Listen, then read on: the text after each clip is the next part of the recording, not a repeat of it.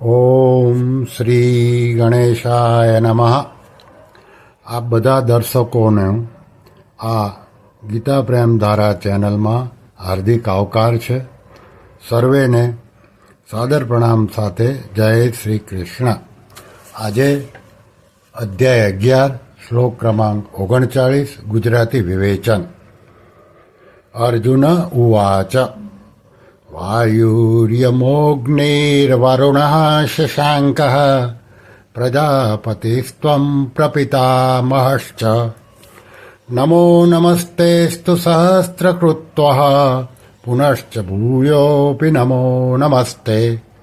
હવે એક એક શબ્દનો પદચ્છેદ અન્વયથી ગુજરાતી ભાષાંતર.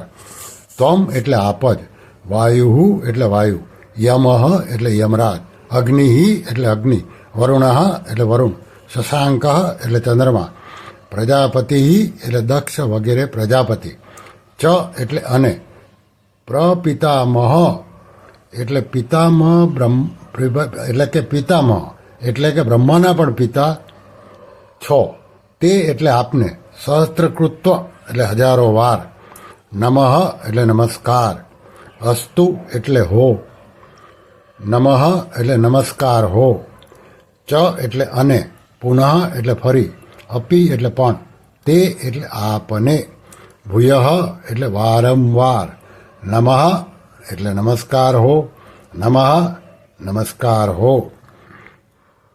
હવે આખા શ્લોકનું ગુજરાતી ભાષાંતર.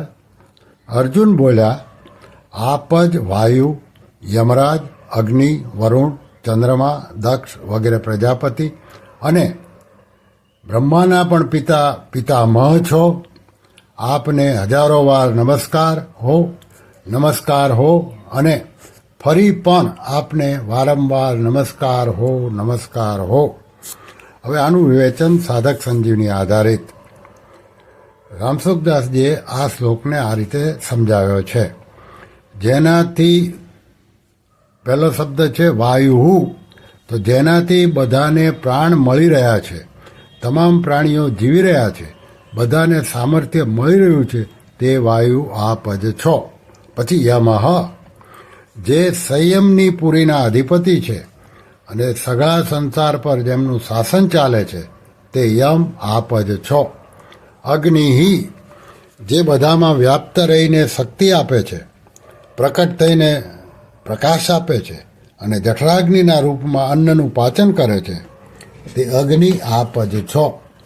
વરુણ, જેના દ્વારા સૌને જીવન મળી રહ્યું છે, તે જળના અધિપતિ વરુણ આપ જ છો.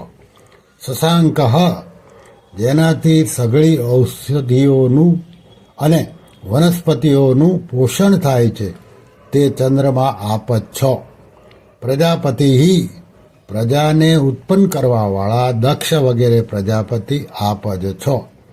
પ્રપિતામહ, પિતામહ બ્રહ્માજીને પણ પ્રગટ કરવાવાળા હોવાથી આપ પ્રપિતામહ છો.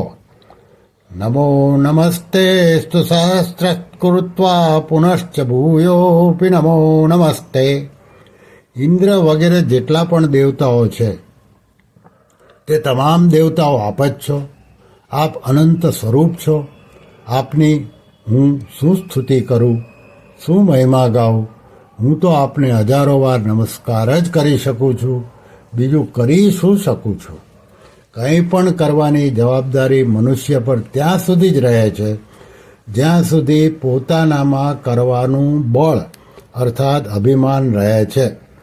જ્યારે પોતાનામાં કંઈ પણ કરવાનું સામર્થ્ય નથી રહેતું, ત્યારે કરવાની જવાબદારી બિલકુલ નથી રહેતી. હવે તે કેવળ નમસ્કાર જ કરે છે, અર્થાત પોતાની જાતને સર્વથા ભગવાનને સમર્પિત કરી દે છે. પછી કરાવવાનું બધું કામ શરણ્ય એટલે કે ભગવાનનું જ રહે છે, શરણાગતનું નહીં.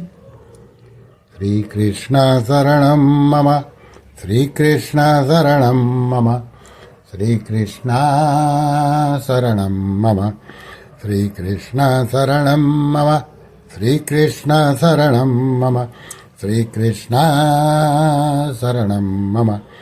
ઓમ શ્રી કૃષ્ણાર્પણમસ્તુ.